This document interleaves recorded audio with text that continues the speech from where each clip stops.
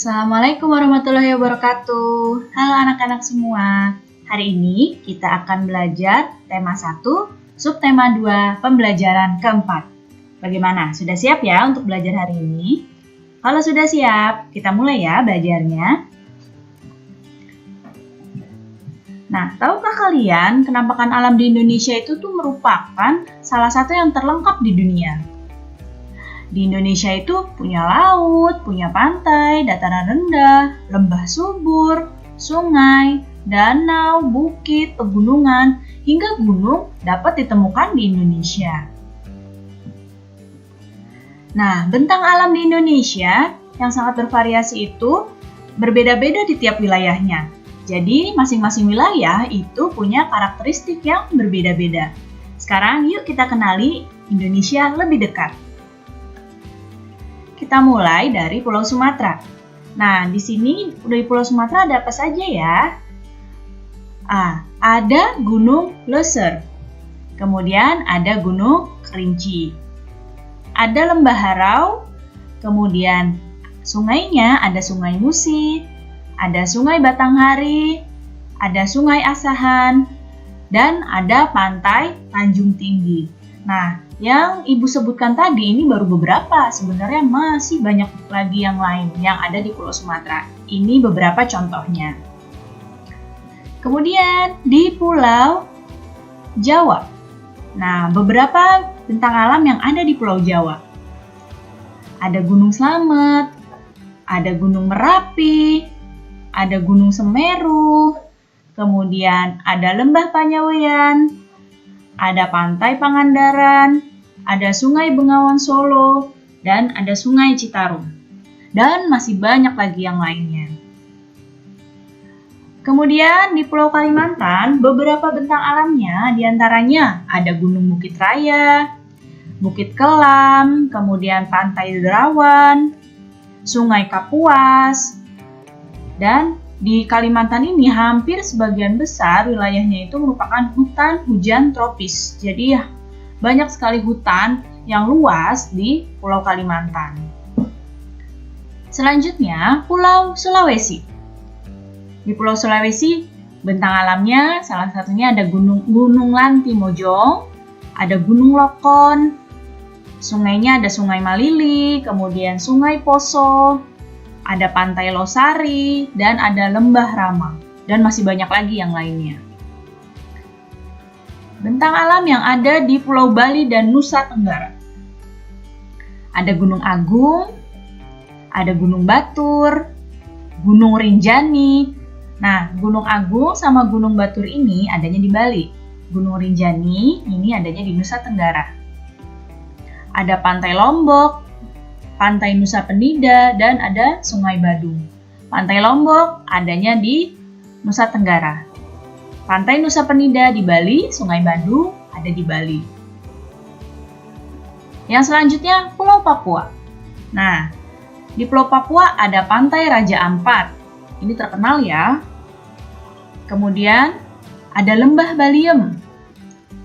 Ada Gunung Jayawijaya. Nah, ini adalah gunung satu-satunya gunung di Indonesia yang ada lapisan salju di puncaknya. Nih, cuma satu-satunya di Indonesia yang punya salju di puncaknya. Gunung yang lain tidak ada. Ada Sungai Baliem, kemudian ada juga Sungai Digul. Nah, itu tadi beberapa contoh bentang alam yang ada di tiap-tiap pulau yang ada di Indonesia. Nah, Indonesia kalau secara astronomis itu berada di daerah tropis. Lihat di sini yang ditandai dengan warna abu-abu ini yang tropis. Lihat yang dilingkari merah ini adalah Indonesia. Ya, jadi Indonesia itu berada di wilayah beriklim tropis. Nah, ciri-ciri wilayah yang beriklim tropis itu suhu rata-ratanya sekitar 27 derajat Celcius. Dan lama siang dan malamnya itu hampir sama, yaitu kurang lebih 12 jam. Jadi hampir sama ya, siangnya 12 jam, malamnya 12 jam. Nah, wilayah yang beriklim tropis ini secara umum dibagi jadi dua iklim, yaitu ada iklim laut dan ada iklim panas. Iklim laut di Indonesia itu terjadi karena wilayahnya Indonesia itu memiliki wilayah laut yang luas. Sedangkan iklim panas di Indonesia itu terjadi karena Indonesia itu berada di daerah tropis. Nah, Indonesia itu karena wilayahnya sangat luas, sehingga Indonesia itu sangat kaya dengan flora dan fauna. Ya, banyak faktor yang menyebabkan beragamnya flora dan fauna di Indonesia, seperti salah satunya iklim. Iklim itu memiliki peranan yang penting bagi persebaran flora dan fauna di setiap daerah di Indonesia. Nah, kita lihat, perhatikan di sini persebaran flora di Indonesia. Flora itu tumbuhan ya. Nah, flora di Indonesia itu dibagi jadi dua bagian besar. Ada Indo-Malayan, ada Indo-Australian. Tumbuhan-tumbuhan yang termasuk Indo-Malayan itu berada di kawasan Indonesia bagian barat seperti Kalimantan, Sumatera, Jawa, dan Bali. Ya, itu yang Indo-Malayan. Jadi yang Indo-Malayan ini tumbuhan-tumbuhan yang berada di sebelah baratnya Indonesia, yaitu Kalimantan, Sumatera, Jawa, dan Bali. Nah, kalau Indo-Australian itu tumbuh-tumbuhannya berada di wilayah Indonesia bagian timur. Jadi di timurnya Indonesia itu termasuk kelompok Indo-Australian. Daerah-daerahnya seperti Sulawesi, Maluku, Nusa Tenggara, dan Papua. Ya, jadi kalau persebaran flora Indo-Malayan itu di bagian barat Indonesia, kalau persebaran flora Indo-Australian itu berada di kawasan timurnya Indonesia seperti Sulawesi, Maluku, Papua, dan Nusa Tenggara.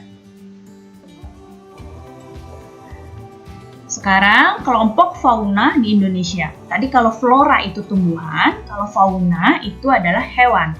Nah, di Indonesia itu hewan-hewan itu terbagi jadi 3 kelompok besar dalam pembagian wilayahnya. Di sini ada fauna Indonesia bagian barat. Ini disebut dengan tipe Asiatis. Ada fauna Indonesia bagian tengah. Ini disebut dengan tipe Peralihan. Dan ada fauna Indonesia di bagian timur. Itu tipe Australis. Nah, perhatikan petanya di sini. Nah, coba kalau ada peta begini nih, peta persebaran fauna di Indonesia. Ini masuknya peta umum apa peta khusus ya?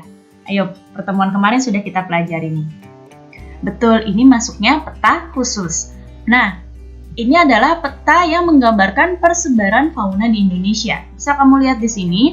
Tadi tipe Asiatis. Tipe Asiatis ini ada di baratnya Indonesia. Ya, di wilayah Kalimantan, Bali, Jawa, dan Sumatera. Itu tipe Asiatis. Nah, di sini tipe Asiatis ini ada harimau, contoh hewannya ya. Ada orang utan. Orang utan ini ada di Sumatera dan ada di Kalimantan. Harimau ini ada di Sumatera. Kemudian ada badak. Badak ini ada di Jawa ya. Kemudian ada juga gajah. Gajah ini banyaknya di Sumatera.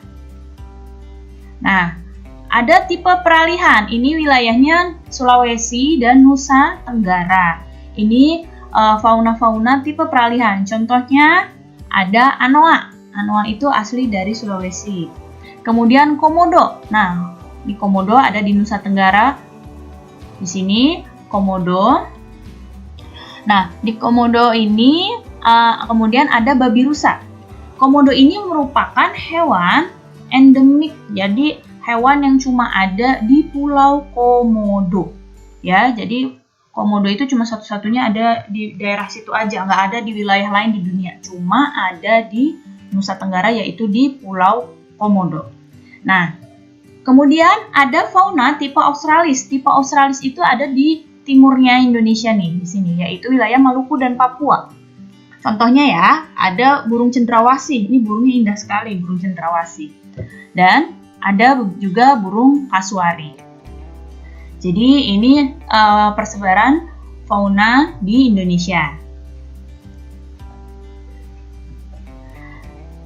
Jadi iklim, kenampakan alam, serta kekayaan flora dan fauna yang dimiliki Indonesia itu harus kita manfaatkan secara bertanggung jawab. Kita harus mengembangkan sikap dan perilaku yang baik sesuai dengan Pancasila dalam memanfaatkan potensi kekayaan alam di Indonesia, maupun ketika saat kita melakukan interaksi dan sosialisasi dengan sesama manusia. Nah, nilai-nilai luhur Pancasila ada apa saja? Perhatikan di sini, sila ke-1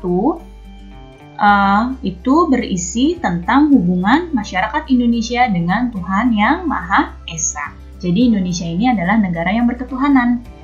Ya, sila yang kedua itu bermakna hubungan antar manusia merupakan hubungan yang sama derajatnya. Kemudian yang ketiga, memiliki nilai kebangsaan dalam masyarakat Indonesia yang bersatu. Itu isi dari nilai luhur dari sila ketiga. Jadi Indonesia itu harus selalu bersatu. Sila yang keempat itu mendorong tercapainya persatuan dengan musyawarah dalam menyelesaikan berbagai permasalahan. Dan sila yang kelima bermakna bahwa setiap warga itu perlu berupaya mewujudkan keadilan sosial dalam kehidupan bermasyarakat. Baik, cukup sekian ya penjelasan Ibu kali ini. Mudah-mudahan kalian dapat paham dan mengerti. Sampai bertemu lagi anak-anak semua. Wassalamualaikum warahmatullahi wabarakatuh.